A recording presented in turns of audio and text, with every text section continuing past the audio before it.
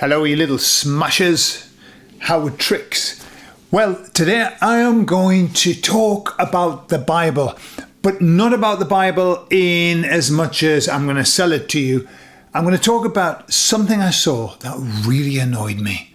And so I'm going to kind of show my take on what they were on about, which was a load of bunkum. Tell you all about it on the other side.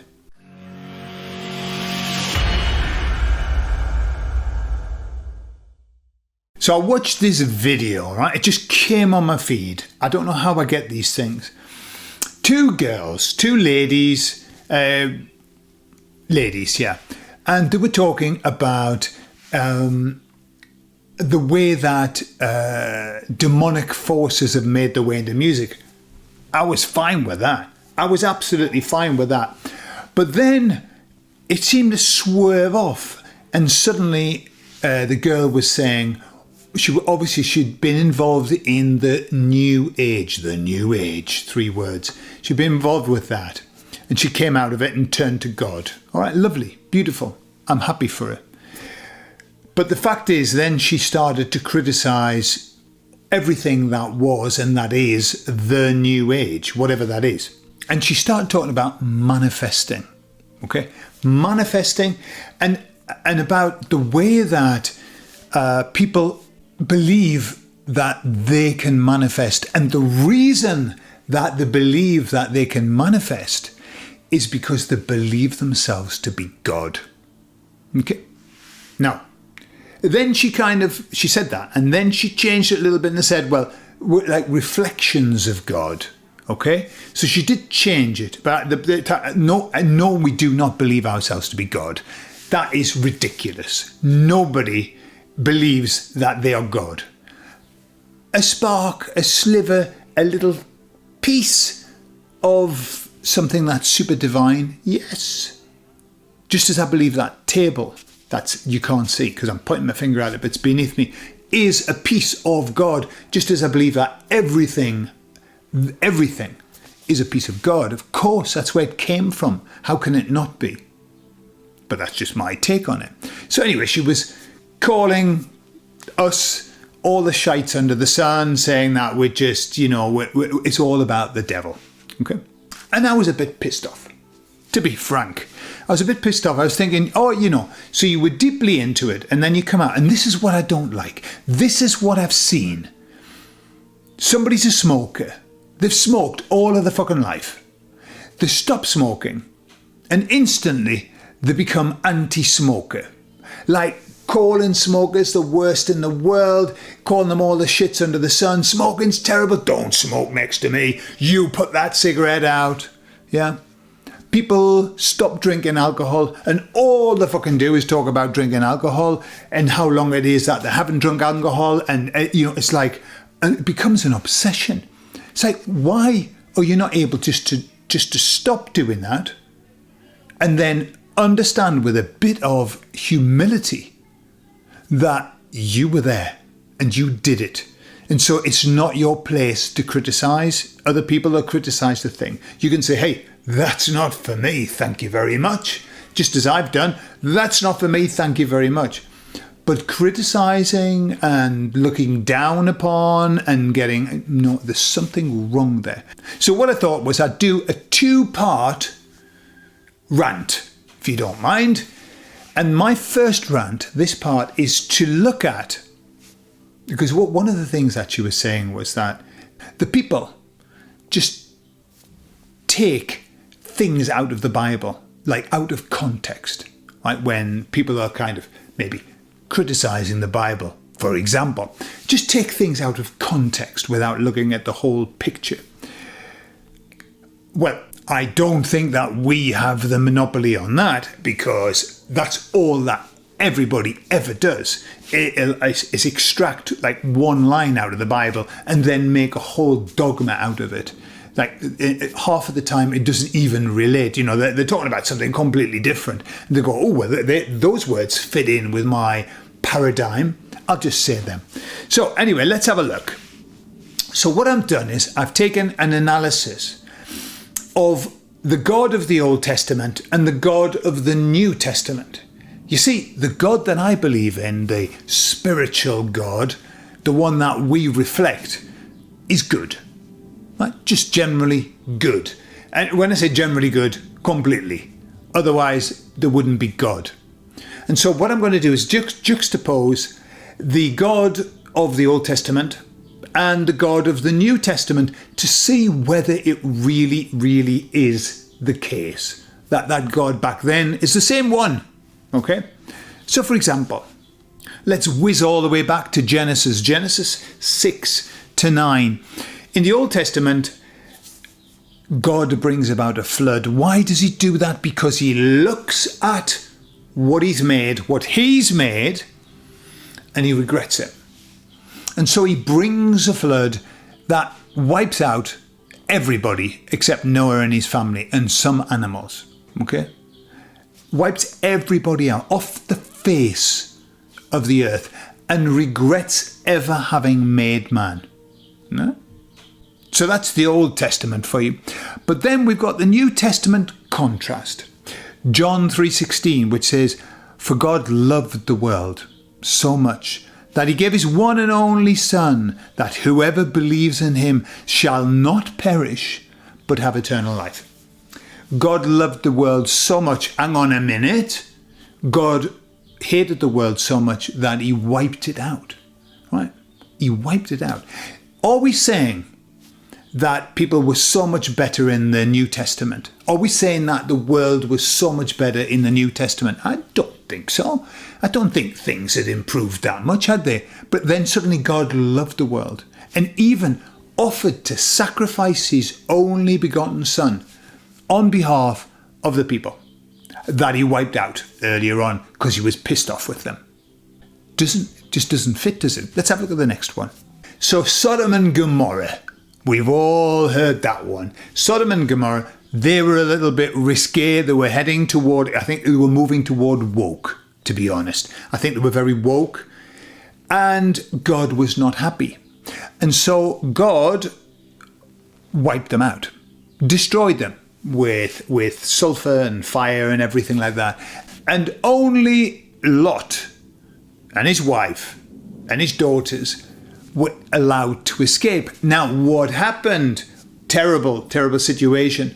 Lot's wife looked back and turned into a pillar of salt, right? Big pillar of salt. And I often wonder, in my book that I wrote, I asked the question, I wonder if Lot picked up the salt and used it as a condiment for the rest of his life, or whether he just left it there like a big pile of salt. I'm not touching that. And then off they went, but to keep the line, had to keep Lot's line, had to keep the bloodline. His daughters got him drunk one night and raped him, and both of them got pregnant and had children, sort of incestuous. But that kept the line going, that I think went all the way down to David so that he could build the temple. Well, Solomon, not David. David had too much blood on his hands. Solomon just had 75,000 concubines. He was all right. God didn't mind that. Juxtapose that against this. Luke 6:35, "But love your enemies, do good to them, and lend to them without expecting anything back. Your reward will be great, and you will be children of the Most High, because he is," listen to these words, "kind to the ungrateful and to the wicked, except those in Sodom and Gomorrah and in the flood, where you wiped them out without a second thought." But you have to love your enemies. So which God are we talking about here? Which one? Are we talking about the one who goes, we'll just wipe them out, we'll desecrate them? Or, hey, let's just be relaxed and groovy and love? I think God of the New Testament is the New Age relaxed and groovy God. Yeah. And the one before isn't. Might be his brother or something like that. And then in Deuteronomy 20, God commands the Israelites to kill all of the Canaanites, all of them, without exception. Just kill a lot of them. Wipe them out. Okay? Why? I'm not sure. Maybe the Canaanites were really, really bad. But really, really bad? Do you think? So bad that they had to be wiped out, every single one of them? However, that is the theme of the Old Testament, isn't it? A lot of wiping out. And it's interesting that we see a theme continuing to this day of this, you were against us, and I'm talking about maybe God's chosen people, or those who lead up, who head up God's chosen people. That you're against us, then we'll wipe you out. Because that's what God did in the Old Testament. And we'll juxtapose that against the New Testament contrast, which is Matthew 5:44, which says this, "But I tell you, love your enemies and pray for those who persecute you." Something wrong? Who is saying that? Who's saying that?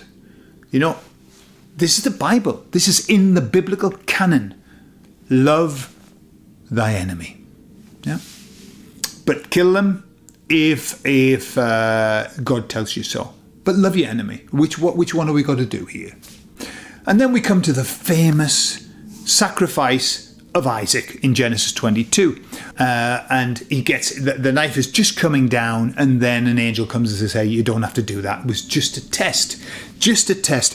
These tests are the most inhumane things that you could possibly do. Just imagine if you were a parent and you have a child. Imagine being asked to kill your child to show how much you respect another person. Would you do it, for a starter? And if you did, how would you feel? And how would you feel about being the person that made you do that? How would you feel after that? So let's have a comparison from the New Testament. 1 John 4:8 that says, "Whoever does not love does not know God, because God is love." Okay. And I agree with that. You know, I've got no problem with the New Testament. I've got a big fucking problem with the Old Testament. Of like, God is love, but I just want you to kill this person just to show me how much you love me. Yeah, that's it. And this isn't in my list, but I'm going to tell you about it, talk about it. God with Job, right? So there's Job, and he's a faithful follower of God. He's got everything. He's got riches. He's got a big family. He's got loads of kids, everything, got cattle, sheep, the lot.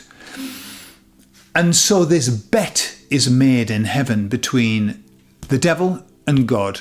A bet, truly. And you know, as a Jehovah's Witness, we weren't supposed to bet. Casting lots and stuff like that. You're not allowed to. There you are, casting lots. The devil was casting a lot with the other story. Anyway, the devil said to God, yeah, Job, he's a great follower of you, but he's only doing it because you give him everything. And God went, "I beg your pardon. He follows me because he loves me." And the devil said, "Well, I don't believe you." And so God said, "Well then, go and see if you can make him curse me. Do your worst."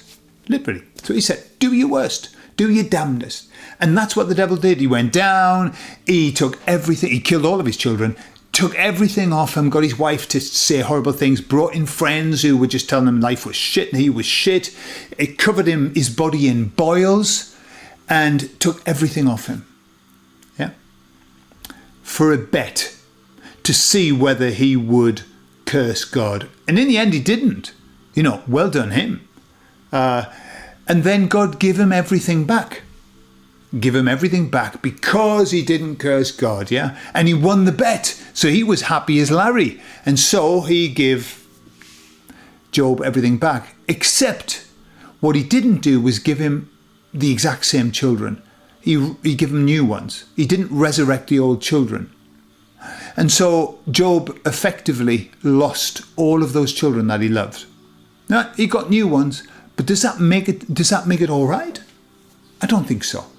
That just doesn't strike me as something that a God of love would do. God is love, isn't he? So let's have a look. Oh, this is a great one. Plagues of Egypt.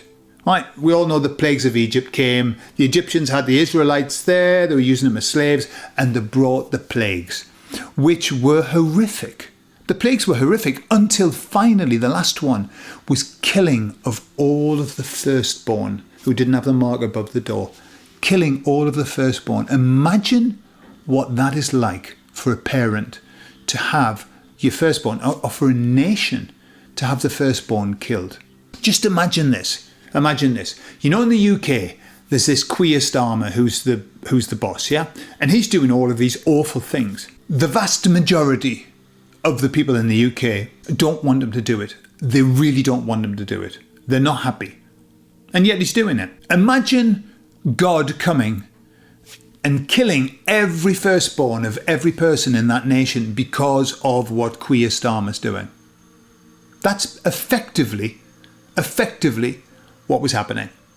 So mass killing because of the leaders who were saying that this had to happen. Now let's have a look at the New Testament contrast, which is Romans 5:8. And it says this: "But God demonstrates his own love for us in this. While we were still sinners, Christ died for us." So, God demonstrates his own love. And even though we were sinners, he offered his only begotten Son as a sacrifice because he loves us so much. Okay, however, don't do what he wants you to do and he'll kill all of your firstborn children. And so, if you were a true believer in the Bible, I do apologise, okay? I do apologise I don't want to cause you any distress or whatever. All I'm trying to do is to show that maybe, just maybe, some of the Bible is beautiful. But maybe some of it shouldn't be there. Maybe some of it shouldn't be there. Maybe some of it is not reflecting what God is. Because I suppose if we are to believe the words of Jesus, then God is love. But that's not what we see in the Old Testament. So one of two things can be happening. Either the God of the Old Testament is not the God that we believe in. Or maybe it's a different being. It's a different God. I don't know. I mean, there are lots of theories about it. There are lots and lots of people who are saying that perhaps the God, the Jehovah of the Old Testament, actually wasn't God, but was rather something else. There are loads of interesting historical pieces of information that lead us to think that there's something wrong with that story. It just doesn't fit in. I prefer all of the contrast, all of the things about God. That's what resonates with me. That's what I believe. I just don't believe that God, that one, yeah, I'm pointing up there, maybe, God could be anywhere. I just don't believe that the God that I believe in could do anything that's mentioned in the Old Testament in the way that was mentioned. This bloodthirsty killing, without indiscriminate killing, I suppose that's the word. Yeah. So, but that's my take. And far be it from me to tell you what to think. And if it's your Bible and you love it, keep loving it. Keep loving it. Just make sure you focus on the good bit. Yeah, the good bit that is God. And try not to emulate the Old Testament stuff, because it'll get you into trouble, get you into prison, really, wouldn't it? Get you into prison. So there you are. I love you all, and I'll speak to you all later. Bye-bye.